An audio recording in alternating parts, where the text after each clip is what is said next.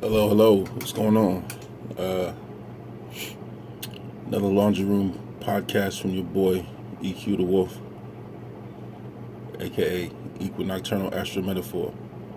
So you have to pardon me for no, face pics. All you see is the top of my head, the naps in my head, and the light. But I ain't got no real camera, so I'm using my phone. But it'll get better shortly, believe me. Anyway, what I want to talk about is homelessness. I've been homeless myself, so it's kind of a story time too. But let me first say that not everybody that you see on the street that's homeless is a bad person, or a lazy person, or a crazy person. Sometimes it's just people who are down their luck, especially in this economy. And sometimes it takes a lot for a person to ask you for something to feed their kids. I'm not talking about the people who just dwell at in parking lots asking people for money every single day. I'm talking about people who have come upon hard times and they're trying to reverse their fate. So my story about homelessness is when I went to Alabama, and all of this is my fault. No one caused it, but I went to Alabama to go to the University of Alabama. I think this was 2006, maybe 7.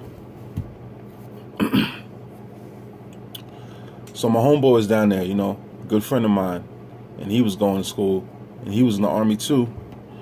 And I said, hey, if he could do it, I could do it. But unfortunately, I went down there with $450. So I blew through that in the first 2 weeks. It was gone. I'm very bad with my money. I'm not going to say a lot to you. Usually, what I spend money on is food. I'm not super fat, but man, I love to eat. You know what I'm saying? So I fast food, snacks, this, that, and the third. So I get down there and I'm staying in his dorm. He has an extra room in his dorm. And, we kept that on the low because I wasn't supposed to be there. And then after about 2 weeks, I had to go because school was actually going to start back in the session. So I then had no plan. I had nowhere to go. And thankfully, what he did was allow me to stay in his storage unit, while I was trying to find a place. So that's what I did. For the majority of the time, I was on the streets, but I will say that at least I had a place to go at night. It still had bugs in it, but I set it up real nice where I wasn't touching the floor. But the times that I didn't get back to that place, I had to sleep on the street. So for the first week, I was just trying to survive, you know what I'm saying? Sometimes I would link up with him and get some food from the cafeteria. But when he was unavailable, I was out of luck. So I remember walking the streets of Tuscaloosa, Alabama, and this was a city I'd never really known before, I'd never been to but one time before.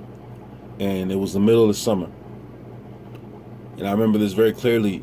Every time I had to walk to what I pretty much consider my home, that storage unit, with no AC in it, with cracks and, little places for things to crawl underneath the door, I had to walk past the graveyard every single time. It used to creep me out, I'm very spiritual, so I do believe in supernatural things. So walking past that graveyard was always a weird experience. But anyway,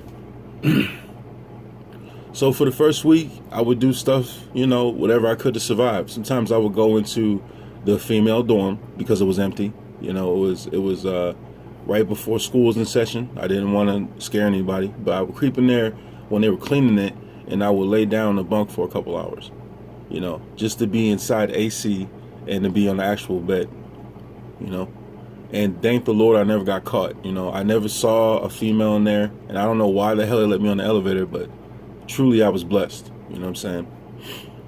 So I would do stuff like that. I would clean myself inside the public library or the gas station. You know what I'm saying? I wanted to at least try to be fresh.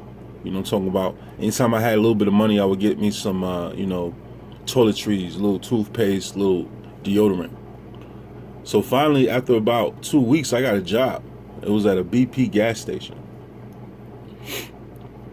And you know how it go. The first week you don't really get paid because you get paid for the following week. So I was broke, still hungry, and I didn't want to steal shit because I want to lose my job. Plus, you don't bite the hand that feeds you. You know what I'm saying? So I'm still hungry as hell. A couple times I must admit I had to go ahead and go in the garbage can. Now you can look down upon me for this, but I don't really care. Until you've been in that situation, you can't judge. And that's another reason why I can't look at homeless people like, oh, what a filthy human being. Because when that hunger hits you, you'll eat anything, like a lion. You know what I'm saying? Ain't nobody too bougie to eat garbage if there's nothing else available. Now, I could have stole. I could have been out there knocking motherfuckers off, you know what I'm saying, robbing people, grifting and shit, but that's not my character. I'm not trying to judge anybody who do that, but it's not for me. I'm the type of nigga that if I try that type of shit, I go right to jail. God does not play about that. He knows that that's not who I am. So every time I try to step outside the box, I get hit. So I know better, bro. But I say again, if in my situation you was out there, you would be out there hustling or robbing motherfuckers, that's you. But you know that karma comes with that. That's all I'm gonna say. Anyway, so I'm working at this gas station, and when I finally do get paid, all that has to be saved toward an apartment. I have no money, so I can't be spending money, bro. I might get myself a small meal on the first, but that's it. You know what I'm saying? Everything else has to be saved, I didn't want to call my mama. I didn't want to beg her for help because I'm supposed to be a man. I'd already joined the army, came out, you know what I'm saying? I felt like I was supposed to be a man. So I kept walking them streets. I picked the night shift because I'm nocturnal, as you can see. Or maybe not, but it's 2 o'clock in the morning for me. I picked the night shift because I'm nocturnal, so I will work at that gas station and I would deal with those customers. I'm antisocial, but only because I have anxiety issues. But when you gotta stand in front of the public, you gotta, it's pretty much like put the mask on, you know what I'm saying, on some future shit. Like, I just try to be as nice and as personable as possible whenever I talk to the public. But so I did that. I'm stacking my bread a little bit, you know what I'm saying. I got about 400. That's not enough, but at least that's, So now it's about a month has passed. I'm still on the street. My boy, he's very supportive. I used to go and fold laundry with him or put laundry away, and he give me a couple dollars, so I go to the Publix and give me something to eat. Publix being the supermarket out there in Alabama. But let me tell you, Tuscaloosa is high. The prices is high because it's a college town, so it's no deals, no discounts. You understand what I'm saying? If you want food, you have to walk way down to the fucking Piggly Wiggly. Yes, I said the real Piggly Wiggly, which was a good 2 miles away to get some decent priced food. If not, you was going to Publix, and they shit high as fuck. So I had to be very choosy on what I bought. I couldn't buy the Oreo cookies. You know what I'm saying? I couldn't buy the top of the line shit. I had to get the off-brand shit. But that's the way it is. You know what I'm saying? I'm very bougie when it comes to food, but when you hungry, fuck that shit. So one story in particular is one of spiritual nature and of the 6 degrees of separation. So it goes like this, right? One day I'm hungry. It's been 3 fucking days, dog. 3 days I ain't ate nothing. You know what I'm saying? And that's after weeks of eating nothing. Barely anything. So now 3 days I'm pulled up. And I don't know if you ever been hungry before. When your stomach starts to feed upon itself. You know what I'm saying? When you get that feeling in the pit of your stomach where nothing's been there for so long that it starts to like damn near eat itself. That's how I was feeling, bro. Weak as fuck. Walking the streets like a zombie. So it's like 11 o'clock at night, and I'm walking down the street, and I come upon my place of work. But I don't work today. So I'm looking through the window, and one of my coworkers is there, and a security guard, which is, strange. But I guess people have been stealing. So I'm so hungry, man. I'm like, yo, I'm going to run up in there. I'm going to get me 3-4 bags of them Doritos. I'm going to snatch me mad Snicker bars.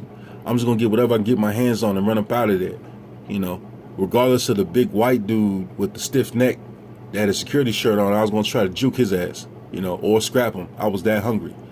So I'm across the street, and I'm looking at the BP gas station, and I take a step, and something tells me don't do it. Very clearly, without words, something says, don't take another step. So I'm the type of cat that when I hear stuff like that, when I feel stuff like that, I listen. That's called instinct, or God, whatever you want to call it. So I didn't. And mind you, I'm hungry as hell. I'm ready to punch a nigga in his face and steal his Whopper. I'm so fucking hungry. But I turned back around. I went back toward my crib. Oh, I'm skipping mad shit. Look, I did get a crib. It was in a very shady part of town. Roads, rats, all that shit. It was horrible. I didn't have lights on for a whole year, but I had a crib. I got it with $500 I saved up from that job. So I'm walking back toward my crib. This crib had a mattress on the floor and it had a couch. That is it. And I'm thankful for it because it was better than nothing. I'm walking back toward my crib, and I'm thinking to myself, ain't no food in this motherfucker. I'm just as bad off as I was before. So there was this dude that I seen a couple times while I was out and about, and also around my apartment. Always had a gold car, like a Hyundai something. You know, black dude. I ain't know his name. And for some reason, he was getting mail out of a mailbox. So, you know, it dawned on me that maybe he either lived there or he used to live there. And he said, hey, what's up, bro? And I didn't know this man from a can of paint, but for some reason, something told me to be honest. I said, bro, to be honest, I'm hungry, man. I ain't had nothing to eat in 3 days. I don't know why I'm telling you this, but I'm just telling you. He said, all right, bet, jump in the car.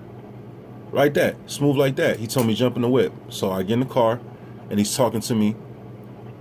And his girl's in the back, too. His girl's in the fucking back seat. Why he trusted this bummy looking nigga? And nigga, I'm 6'4", bro. You know, I'm 6'4". I'm always above 200, so I don't look very nice on the street, very menacing. But he said, fuck that. So I jump in. He said, what's going on? I said, yo, I have a job, and I've been, you know, hard times, this, that, and the third. I gave him the whole sob story. He said, all right, bet. So he drives me to Jimmy John's, which is like damn near right across the street from my old job, or from that gas station. And I go in there and I get me, you know, I don't know what the fuck it was. Some kind of gourmet Vito type shit and a couple bags of chips. And on the way back to the crib, which was literally 6 minutes away, I ate it all. I demolished that shit, bro. I was so fucking hungry. And Jimmy John's is good. So you know that was a wrap. And he was like, you know, hey bro, do you know this cat named Whoop-de-Whoop? And I was like, yeah, that's my best bro. That's the reason why I came down here. He said, yeah, that's my man, you know, blah blah blah. So strangely enough, he knew my best friend, like, and he just happened to be a cool dude. He was like, man, if you need me, this is my number, blah blah blah. I never really took him up on that shit, but I went to bed and I slept like a baby because I had food in my stomach, you know what I'm saying, where I could have ran in that place and either got tased or shot or whatever the fuck happened. Because that's what's going to happen. I was going to get them Doritos. If I'd have crossed that street, I was going to get them Doritos. I don't give a fuck. If bullets was in my body, I'd be crunching something before I die. That's how I am, bro. When I put my mind to some shit, that's it for you. But something told me don't do it, and I got blessed with some delicious food. Hey, I don't give a fuck if you don't like Jimmy John's. If you had been in that situation, that would have been the most delicious thing you ever ate in your life. It's like the story of the man with the tigers and he ate the strawberry. I don't know. Watch King of the Hill. But I ate that shit and I was satisfied. I slept like a baby.